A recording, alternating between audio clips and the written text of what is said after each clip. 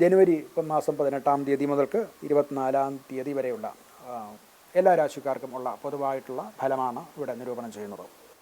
അടുത്തത് മകരക്കൂറാണ്. ഉത്രാടത്തിൽ മുക്കാല്, തിരുവോണം, അവിട്ടത്തര ഈ നക്ഷത്രക്കാരാണ് മകരക്കൂറിൽ വരുന്നത്.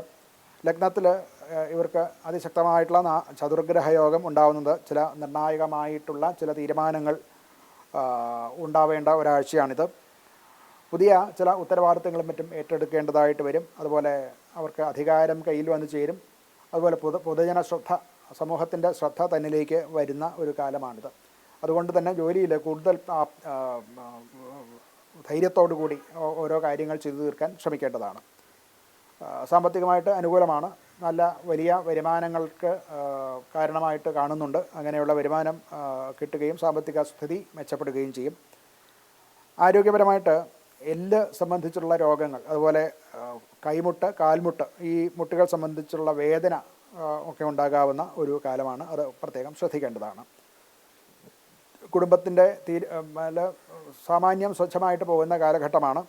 എന്നാലും അവരവരുടെ പ്രത്യേകമായിട്ട് തീരുമാനമെടുത്ത് നടത്തേണ്ട കാര്യങ്ങൾ അവരവർ നടത്തണം. അല്ലെങ്കിൽ അതിനെ കൊണ്ടുണ്ടാകുന്ന ലാഗ് ഉണ്ടാകുന്ന ചില ദൂഷ്യങ്ങൾ കുടുംബ ബന്ധങ്ങളിലൊക്കെ വരാവുന്നതാണ്. മാനസികമായിട്ടുള്ള ക്ഷീണവും ശാരീരികമായിട്ടുള്ള ക്ഷീണവും ഒക്കെ ഈ ചതുർഗ്രഹ യോഗത്തിൻ്റെ ഫലമായിട്ട് ഈ ആഴ്ച ഉണ്ടാകാവുന്നതാണ്.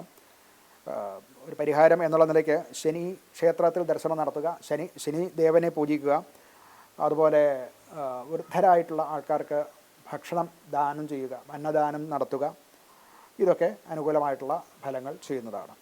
നമ്മുടെ ഭാരതീയ ചിന്താക്രമത്തിൽ ആത്മസാക്ഷാത്കാരം കിട്ടുന്നത് ഈശ്വര ഭജനത്തിൽ കൂടെയാണ്. ഈശ്വരനെ ഭജിക്കുന്നതിൽ കൂടെയാണ് ആത്മാവിനെ അറിയുന്നത്, അവനവനെ അറിയുന്നത്. അവസാനം ഞാൻ തന്നെയാണ് ഈശ്വരൻ, ആ ഈശ്വര തത്വം മുഴുവനും എന്നിലടങ്ങിയിട്ടുണ്ട്. അതിൻ്റെ പരിപൂർണാവസ്ഥ ജഗത്തിലും എന്നിലും ഒരുപോലെ ദർശിക്കാൻ സാധിക്കുക എന്നതാണ് മോക്ഷമായിട്ട് ഋഷിമാർ പറഞ്ഞിട്ടുള്ളത്.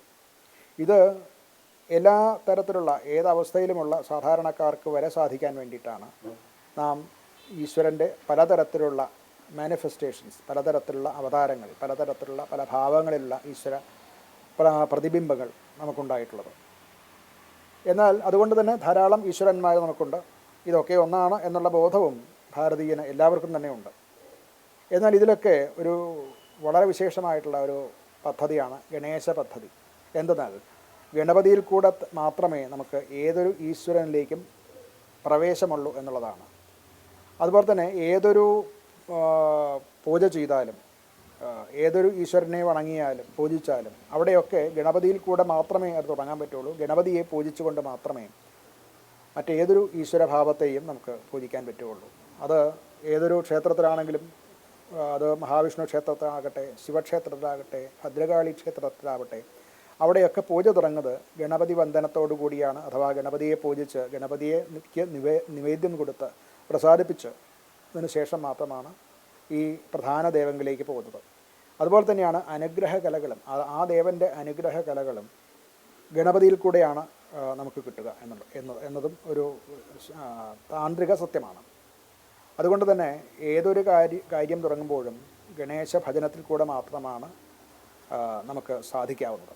ഇത്രയും വൈശിഷ്ട്യമുള്ള ഒരു ദേവൻ, അതായത് ഏത് തരത്തിലുള്ളവർക്കും, സാധാരണ വളരെ പാമരനായിട്ടുള്ള ഒരു വ്യക്തിക്കും വളരെ ചെറിയതായിട്ടുള്ള കുട്ടിക്കും യോഗ അവസ്ഥയുടെ അങ്ങേയറ്റത്ത്, പാണ്ഡിത്യത്തിൻ്റെ അങ്ങേയറ്റത്ത് എത്തി നിൽക്കുന്നവർക്കും ഒരുപോലെ പ്രാപ്യമായതും എല്ലാവർക്കും സ്വീകാര്യമായിട്ടുള്ള ഗണപതിയാണ് ഭാരതത്തിലെ പ്രധാന ദേവൻ എന്ന് തന്നെ പറയാം. എന്ന് മാത്രമല്ല, ഇത് ലോകമെമ്പാടും ഒരു കാലത്ത് ലോകമെമ്പാടും ഈ ഗണേശ ഭജനം അഥവാ ഗണേശ തത്വം നല്ലവണ്ണം അറിഞ്ഞിരുന്നു എന്നുള്ളതിന് തെളിവുകളുണ്ട്.